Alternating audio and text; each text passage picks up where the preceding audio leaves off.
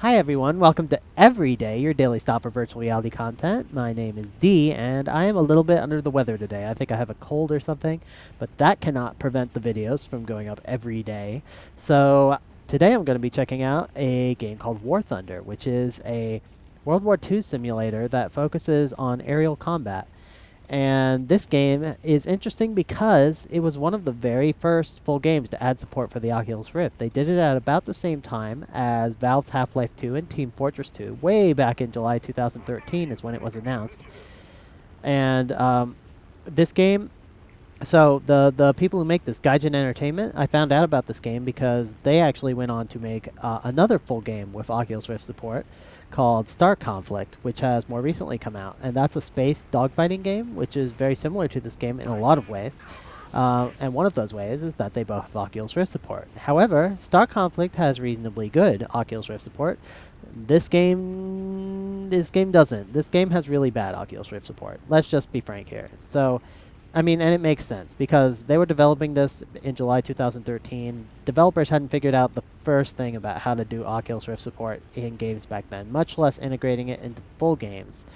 So that showed in Half-Life 2, that showed in Team Fortress 2, and it showed most of all in War Thunder. So I figured out some configurations that work reasonably well in War Thunder. I will show you how to set them up. You have to turn off anti-aliasing. You can have FXAA on, but you can't have 2x or 4x or 6x on, or else it'll crash. I had to set it to use DirectX 9. I'm not sure if you have to do that, but it's set to DirectX 11 by default. And I'm running at a higher resolution. I'm running at 2560 1600 and cropping it to 1440p for you guys. But that also helps me a lot because I get extra anti-aliasing, which, as I mentioned, I can't actually turn on anti-aliasing or it breaks it. So by using a higher resolution, I can effectively get super sampling anti-aliasing, which helps the experience a lot. So I recommend actually running it at a higher resolution on your Rift, even if you're not recording, you're just playing the game. So this is a free-to-play game. Anybody can grab it on Steam and start playing it, or just from their website directly. They have microtransactions. That's how they make their money. It's an open beta. It's been an open beta since November 2012. And they make their money like selling you planes and crews and equipment and stuff like that. So without further ado, I'm going to show you how to set it up, and then we're going to go ahead and jump into the game. Alright, before we jump into the game, I'm going to show you my launcher settings. So I went to my launcher, I click on the little gear icon next to the graphics. That shows me the advanced settings. I have most of this stuff maxed out, with the exception of anti-aliasing, which I have to set to off. If you set this to 2x, 4x, or 6x, you will see weird things when you launch the game where the screen is mostly black. So leave that set to off. You can turn this to FXAA or HQ FXAA, so you can still have some anti-aliasing. And the other way you can get anti-aliasing is you can increase your resolution from 1280 800 to either 1920 1200, or like I have it at 2560 1600. To get this latter mode, you have to add it to your Rift device as a resolution mode in your NVIDIA control panel, and you have to be running in extended mode. Finally, you check this box that says Oculus Rift down at the bottom. And I believe that's it. You can set these other settings to pretty much anything you like. If you don't like how lens flares look in the Rift, for example, you can turn this stuff off. You can turn anything off over here that you don't like. And but the real essential settings are just the Oculus Rift setting, turning this to off, and setting this to some resolution higher than 1280 800. So without further ado, let's jump into the game. Alright, here I am in the game. You can see I am on some kind of runway. And there is War Thunder. So none of this interface really is legible. I can see the logo up there. It says War Thunder. I can see the button down there that says To Battle. And those are, I guess, the most important parts, but the rest of this interface is completely illegible. Like, I know from playing it in 2D that this is the menu button, that this is the tutorials, that this is the single campaign. I don't know what this other stuff is. I know that these are my planes, but I can't read any of their details. So this is obviously bad. Never do this. And there's another problem here. It won't be as obvious for you YouTube viewers, but if you're watching this in the Rift, you will see that as I turn my head, there's a weird kind of distortion effect where the things in the center are kind of zoomed in and the things at the edge are kind of zoomed out. And that's because the field of view is wrong. The field of view, I think, is about 45, 60 degrees, something like that, where it should be matching the Rift's field of view. It should be about 90. So the end result is that it feels like we're looking at everything here through binoculars all the time. And that's not a good feeling. Really not a good feeling. So I don't recommend you try to play this game on the Rift the first time you play it. You will not be able to figure out anything. I recommend you play it on your monitor first, and then you'll be able to go through the tutorials here. The tutorials are a horrible experience in the Rift. I'll just show you. So first of all, you can't see what they are, but I'm going to go through the first one, and you'll see how bad it is. So first you get this screen, which tells us what the tutorial is going to be about, but we can't read it. And it's loading. Welcome to part 1 of the basic tutorial. Here you will learn the basics of aerial combat. So there are subtitles at the bottom of my screen for what that guy is saying, but I can't read them because they are outside of the field of vision, the normal field of vision of the Rift. I can only see them in my peripheral vision. In mouse aim mode, you can control your plane. Yeah. So I have, as you can see, I have set this to cockpit mode. Yeah. So I'm frozen while he's talking, but I can still look around, which is good. There we go. So I'm going to go ahead and quit out here. So you can see there that I was in cockpit view. So the default view in this game is actually third-person view. And third-person view has the same problem that the loading screen here has. You have this wrong field of view. Third-person view has about 45, 60 degree field of view, and it's a very bad experience, so don't use it. Use either the cockpit view or the virtual cockpit view, which is like the cockpit view, but you can't see your plane. It's kind of like an invisible plane cockpit mode. And I can't find those settings right here because I can't read the stuff, but you can set that up in monitor mode. I believe it's game options. And here it is, cockpit view. So here is third-person view, here's cockpit view, here's virtual cockpit view. Use one of these two, don't use this one. Okay, so I'm going to go ahead and go into a battle. This is a multiplayer game. So when I click go to battle, it's going to start searching for a session. It's going to find me some players who are level 1. Oh, that was fast. It's going to find some players who are US and level 1, just like me. I'm using US planes. So it looks like we're both red and blue trying to attack these 6 points. I haven't played enough of this game to understand how any of this shit works. Okay, I'm just going to pick one of my 4 planes. I'm going to click on the button above it to launch it. And let's go. Alright, so here I am. Once you're in game, it's actually not that bad as long as you're in cockpit view. Hey friend! It's actually really cool to be able to like look around and look down at the ground. Check out your plane. Look at the terrain. Look at your friends up in the sky. The text is actually readable. The markers are visible. And these dials in front of you are not legible, but you can at least see the hands on them, see where they're pointing. Okay, where do I actually want to go here? I'm going to head towards some of those enemy planes. So it's unfortunate that you can't read them, because you can't actually see what your thrust is set at or anything like that. If you look down at your body, you have a body in this game, but the scale doesn't feel right to me. It feels kind of huge, like my hand looks like it's the size of a small dog. Okay. Okay, come on. Okay, there's a guy down there. I'm going to try and shoot at him. I'm bad at this game. I'm surrounded by mountains. Gotta not crush into the mountains. Oh god.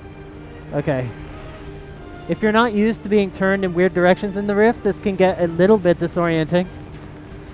Okay, I'm gonna go after that guy. Oh shit! Oh god, somebody hit me. Somebody hit me. Ah, they damaged my wing. They damaged my wing. Oh god.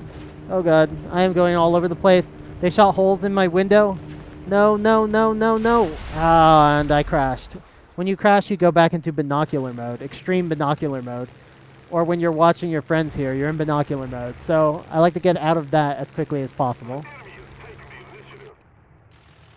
It's only when you're flying that it's actually a good experience. Alright, let's get back in here. I'm tempted to just fly away from this whole game and just go explore some of this terrain. That would be fun. Okay, let's go after these guys down there. There's a guy right under me. See if I can take him out. Oh, he's dead. Okay, what about this guy?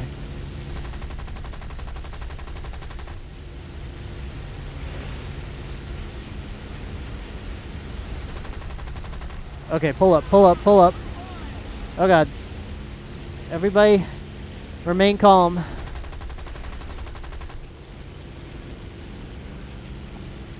Are you shooting at me? Okay. I'm quite close to the ground now, as you can see. Once you get close to the ground, it's actually really cool because you can start to have stereoscopic effect on the terrain. Whereas up in the sky, everything's too far away for that. And you have to get close to the ground on some of these missions to take out ground targets. Okay. Oh god. Oh, he just flew right by me. Oh great, my right wing is not doing so well apparently. Okay, I'm gonna go after some of these ground targets over here. Looks like something got damaged on my windshield.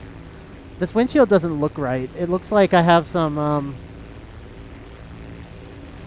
like it looks like the windshield's too far forward. It's hard to make out what's going on with that windshield, but it just doesn't look right. Like something's messed up with the stereoscopy and the actual depth. No, I got shot down. Okay. I'm gonna have to try this again. Part of this is just me sucking at this game. I have very, very little experience with flight games in general, as you can probably tell. So I'm playing on arcade mode, which is basically easy mode, where the controls, you just move the mouse to go in a certain place and it'll take you in the place your mouse is pointing.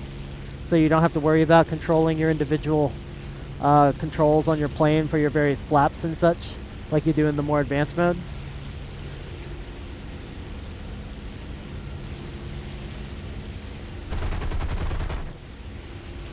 Okay. I'm gonna go after some of those ground targets over there if I don't get intercepted by these red guys. Oh, this guy's getting closer? Oops, too much G-force. If you descend too quickly or otherwise have too much G-force. Whoa, okay, whoa, whoa, whoa, whoa. Turning at a sharp angle is really disorienting. Okay. But if you have too much G-force, you'll actually black out, and then you will die instantly. Oh boy. Okay, I'm going after these ground targets. Let's do this. Let's do this.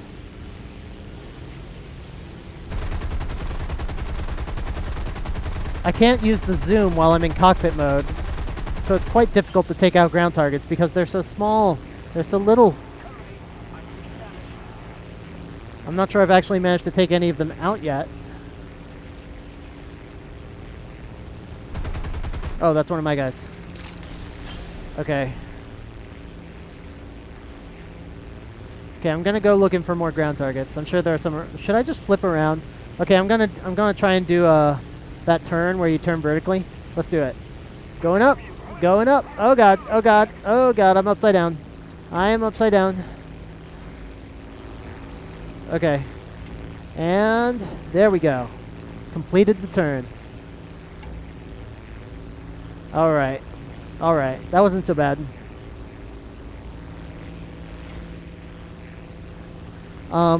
In Star Conflict, in some ways, in a lot of ways, it's better. They've really improved the VR support. On the other hand, in Star Conflict, you can have your ship at like literally any orientation, and there's no ground or horizon for reference, so that can make it more challenging. There's also a lot more obstacles, like asteroids just floating around. Here you can always kind of pull up and get into empty space where you won't have to worry about all these obstacles. Take that, armored car. Oh god, pull up, pull up, pull up. Ah, okay. Why am I so bad at this game, guys? Okay, I'm gonna try and take out that guy. I have to get my magnifying glass. Oh shit. He went behind the mountain. Do not crash into the mountain. Do not crash into the mountain. Oh shit, someone's shooting at me. Someone's shooting at me. I'm gonna try and do a turnaround. I'm upside down. I am upside down. Hello. Hello. I see you. You're the one shooting at me, aren't you? Oh god. No, no, no, no, no. Not into the mountain. Not into the mountain. Not into the mountain. Okay. Whoa. Oh god, did I lose a wing? Did I lose a wing? I might have lost half a wing. No, no, no. Turn it around. Turn it around. Turn it around. Oh god. No, no, no. Okay. That was highly disorienting. Okay. I've got one plane left. I better not waste it.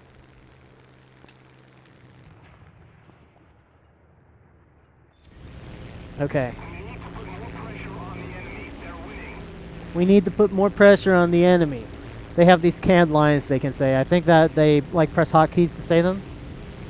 And they're telling me that we need to take the enemy out. So I will do my best. But I am in a bad position here. I am on my last plane. Super bad at this game. I feel like I would do a better job if I had a joystick. Like the guy in the plane has a joystick. So I feel like I should also have a joystick. But I don't own one of those right now. Maybe you guys could recommend a joystick suitable for flight games like this. That isn't too hard to pick up. Alright, I'm going after that guy, Tang Yo-Yo. I see you. Oh god, I got hit. Okay, I've got bullet holes in my windshield now. That's not cool. And I don't want to go after those ground targets because I'm shit at shooting ground targets. I'm going to go after some more of these planes. There's a guy. Gonna try and line up my sight with that leading mark. So the leading mark tells you where you need to shoot. If you want to shoot, if you want your bullets to hit them. It predicts based on their current path. And I think I have to line up that magnifying glass that's right in front of me with their leading mark, and then I shoot, and that's how I managed to hit them. I'm not sure I've managed to hit anybody yet, but I am trying. I have actually managed to hit people in VR mode before. Okay, there's a ground target. Maybe I can deal with them. I can barely see the ground targets at this resolution. Pull up, pull up, pull up! Oh god.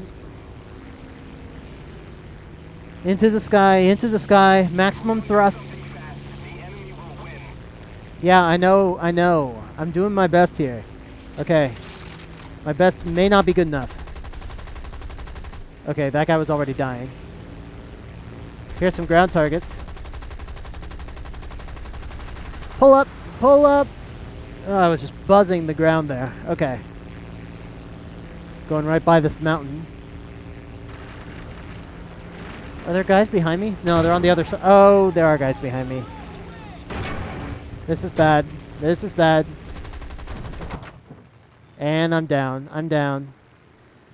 Okay, guys. Okay. I don't want to watch replays the rest of the time in here, so this might just be the end of the game.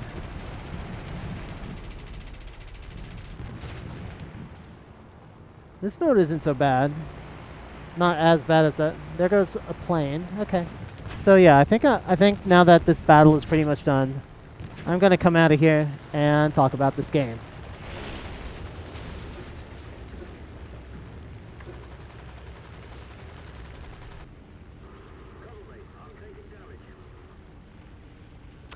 So that was War Thunder, and War Thunder is it's a pretty bad VR implementation. It has completely unusable menus, and a lot of the text in the interface is just not legible, and so you can't use it. That'd be less of a problem if this were 1080p, but it would still be a problem because 1080p spread over 90 degrees of your field of view still has very small text and very small pixels, or very large pixels rather. There was once you get in cockpit mode, it's pretty cool to be able to like be sitting in a cockpit and look left and look right and see your wings, and be able to like just aim your plane and chase things down and shoot them. But it's like this is exactly the kind of game where the resolution of the development kit 1 poses a serious actual challenge, because I'm trying to shoot ground targets that are like less than 1 pixel high. I only know they're there because there's a marker, and the zoom doesn't work in cockpit mode, so there's absolutely no way I can hit those things, especially when I'm not that good at this game. I don't have much experience with it. So it's very difficult. And trying to keep up with the players who are playing in monitor mode, where they can do these really complex, disorienting tricks. And when I try to do them, I've got like my world spinning around me all over the place, making me dizzy. So it can make it quite challenging to be competitive. It can be challenging to play, and like I said, they did a much better job in Star Conflict. They fixed the menus so that you can actually use them by making them fill up more of your field of view, and you can look around. They actually made the sides of the interface a configurable thing, which was nice of them. And in Star Conflict, they have you kind of sitting on top of your vehicle so you can look all around and see all around you. In this one, you're kind of down in the cockpit, and that limits your field of view somewhat. Although I think it's realistic, and you still have a pretty good field of view all around you. And I'm not sure what else to say about this game. It was a very early and very ambitious implementation of VR, and trying to put it into a major title that already had a whole lot of functionality. And I think, like, I don't agree when, for example, when Palmer Luckey says that porting VR games is a bad idea and games need to be designed from the ground up for VR. Like, I think that the best titles for VR will be designed from the ground up for VR, but I think if you really work at it, if you put a ton of effort into doing a really effective port, that you can, for example, like Half-Life 2 VR mod, you can have a really good VR experience in the context of a classical game. But it requires a lot of work, a lot of investment, and that's just not what happened in this particular title. So I think they learned from their experience at Gaijin Studios with Star Conflict. And this game is still fun to play, especially if you're fond of the plane genre. You just have to be wary that, like, you kind of have to quit the game and switch to non-VR mode anytime that you want to buy equipment to add to your planes, or go through the menus to change options, and that's a giant pain in the ass. So definitely problematic, but still a fun experience to try at least once. So that is War Thunder, and let me know what you guys think of it. Let me know any other games you want me to play, and that's all for today. Everybody have a great every day.